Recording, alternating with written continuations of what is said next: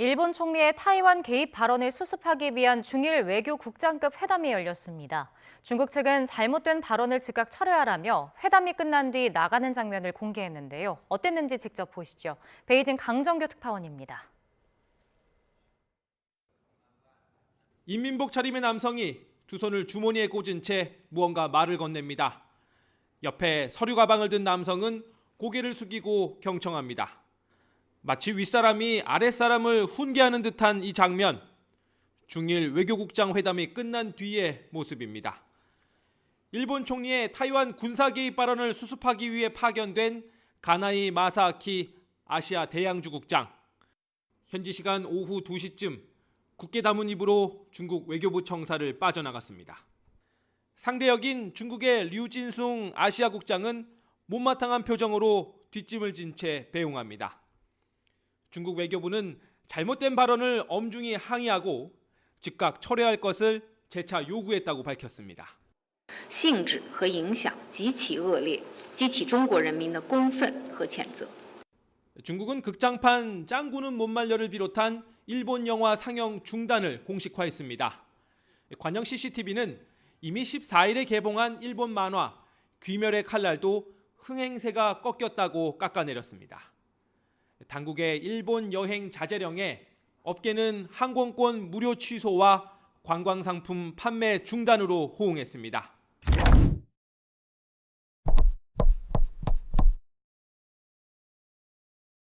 일본의 새 총리가 던진 말 한마디 때문에 지금 동아시아 전체가 거의 살얼음판을 걷는 분위기입니다. 네, 봤습니다. 아주 그냥. 중국은 심지어 목을 베겠다 이런 정말 살벌한 경고까지 날렸는데 그렇죠. 근데 이게 되게 놀라운 게 최신 소식들을 종합해보면 이 엄청난 혼란이 오히려 우리한테는 절호의 기회가 될 수 있다. 이런 분석이 지금 나오고 있거든요. 네, 그게 핵심입니다. 오늘 저희가 살펴볼 여러 소스들도 바로 그 점을 지적하고 있어요. 오늘은 바로 이 문제, 일본 다카이치 총리의 위험한 도박이 대체 뭘 노린 건지, 그리고 이 속에서 우리가 뭘 얻을 수 있는지 한번 깊게 파헤쳐보겠습니다. 결론부터 딱 말씀드리면 이건 명백히 다카이치 총리의 계산된 도발입니다. 계산된 도발이요? 네. 그런데 그 계산이 처음부터 완전히 틀렸다는 거죠.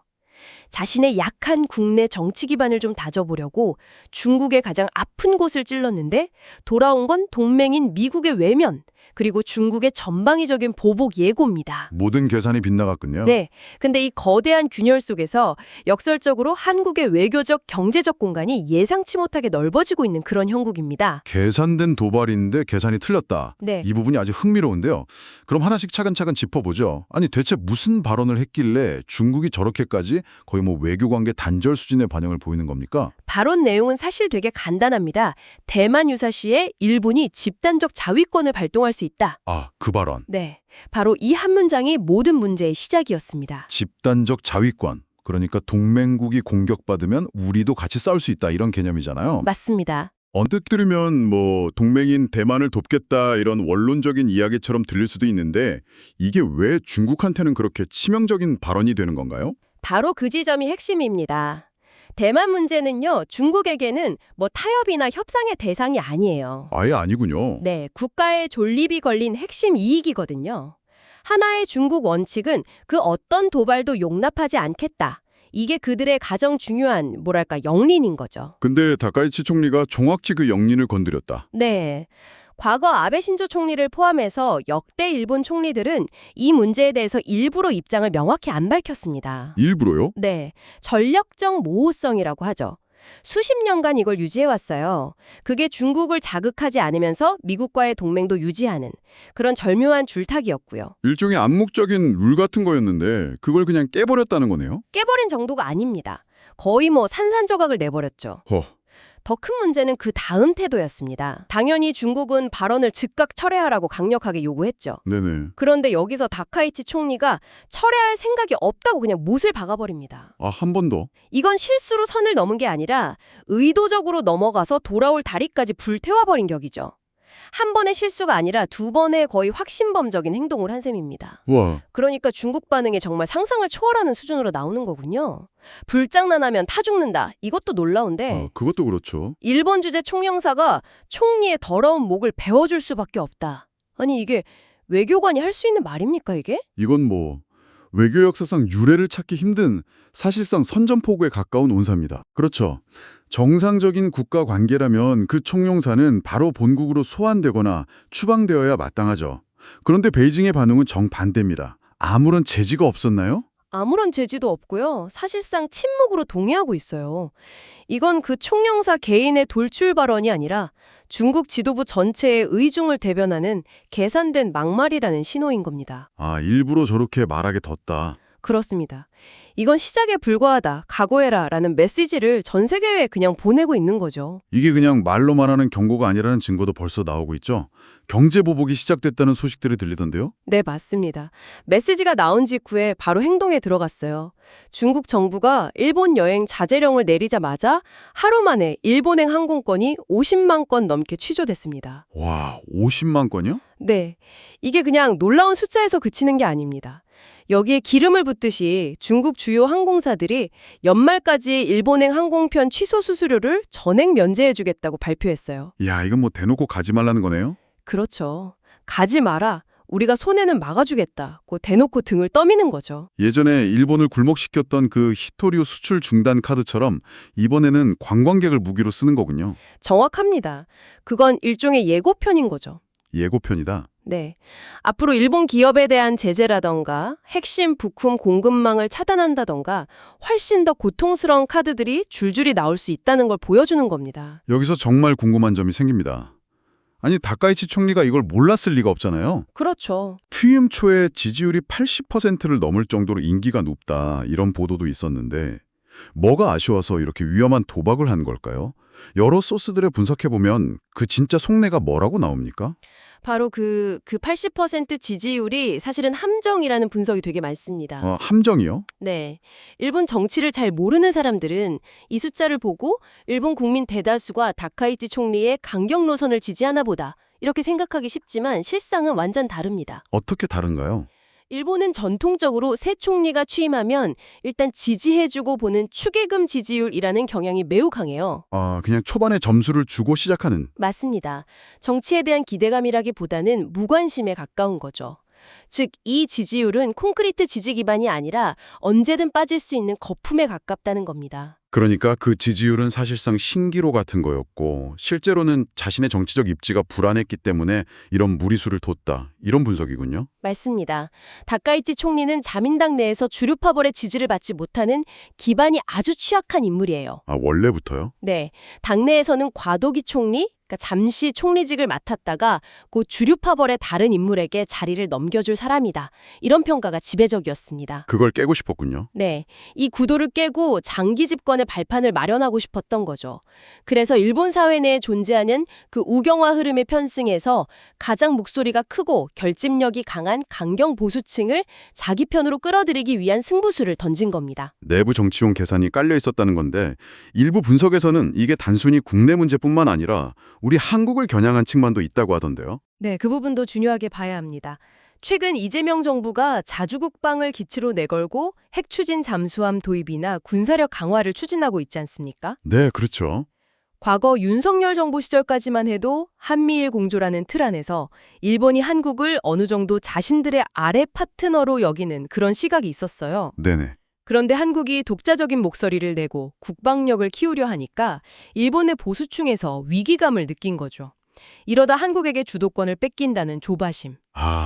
그 조바심이 한국을 견제하고 동시에 국내 보수층의 지지를 얻을 수 있는 중국 때리기라는 카드로 나타났다는 분석입니다. 나름대로는 국내 정치와 대외 관계까지 고려한 다층적인 계산이 있었던 셈인데 이게 왜 최악의 실수라고 평가받는 걸까요?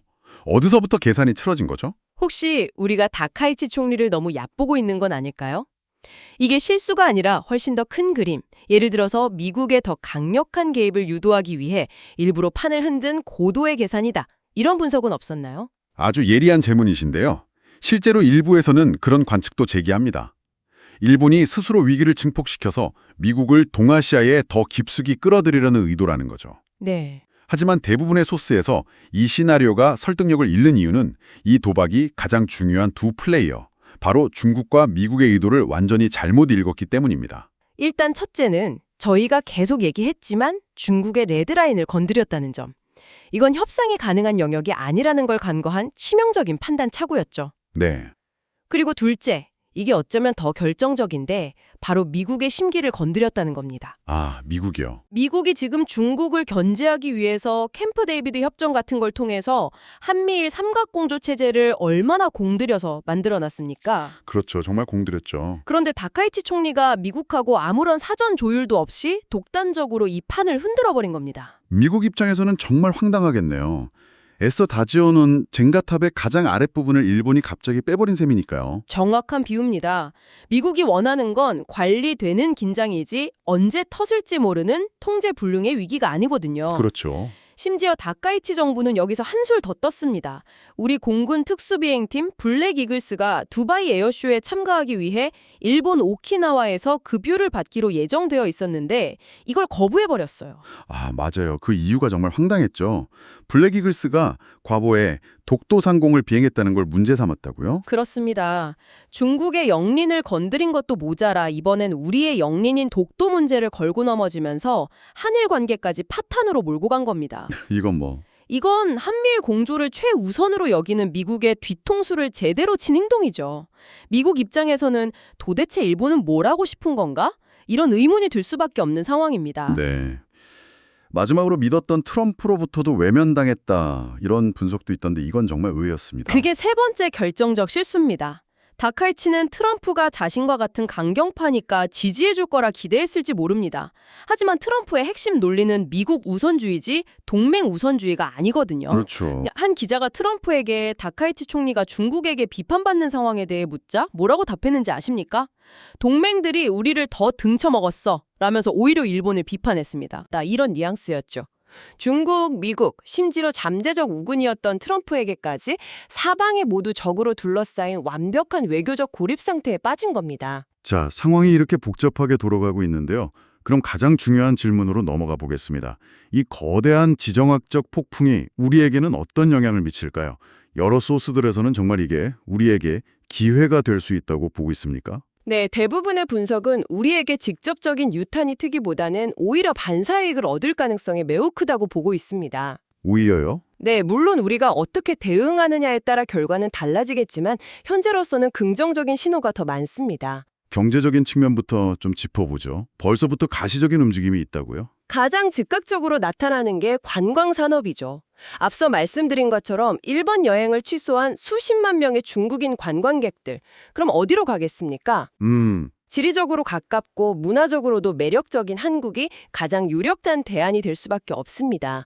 실제로 벌써부터 중국 온라인 여행사에서는 한국행 상품 문의가 급증하고 있다는 소식들이 들려오고 있고요. 아, 벌써요? 네, 더 장기적으로는 흔들리는 중일 관계 속에서 일본 기업들을 대체할 파트너를 찾는 글로벌 기업이나 중국 기업들에게 한국 기업들이 매력적인 대안으로 부상할 수 있는 그런 기회가 열리는 겁니다. 외교적인 입지에도 큰 변화가 있을 것 같다는 분석이 많던데요. 그렇습니다. 다카이치 총리의 예측 불가능한 좌충우돌 리더십과 이와 대비되는 이재명 정부의 실용 외교 노선이 국제사회에서 자연스럽게 비교될 수밖에 없어요. 그렇죠. 미국 입장에서도 예측 불가능한 동맹보다는 안정적이고 신뢰할 수 있는 파트너의 가치가 더 올라가겠죠. 더 나아가 격하게 대립하는 중국과 일본 사이에서 우리가 대화의 물꼬를 트는 그런 중재자 역할을 할 수도 있습니다. 아, 중재자 역할? 네, 성공한다면 우리의 국제적 위상을 한 단계 끌어올릴 수 있는 절호의 기회인 셈이죠. 그런데 이게 마냥 좋아할 일만은 아닐 수도 있겠다는 생각도 듭니다. 이런 어부지리의 위험성에 대해 경고하는 분석은 없었나요? 예를 들어 미중 사이에서 우리의 선택을 강요당하는 더 난처한 상황에 빠질 수도 있는 거잖아요. 정확한 지적이십니다. 기회에는 항상 리스크가 따르죠.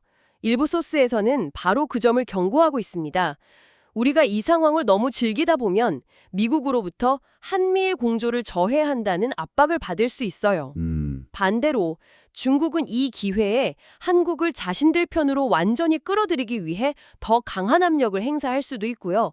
어설프게 줄타기를 하다가 양쪽 모두에게 신뢰를 잃을 수 있는 위험도 분명히 존재합니다. 그렇군요. 어부지리를 얻는 것보다 그 이후에 늘어난 우리의 외교적 공간과 책임을 어떻게 관리하느냐가 훨씬 더 어려운 과제라는 거죠. 그런 위험성에도 불구하고 최근 독도 문제와 관련해서는 정말 놀라운 일이 있었죠?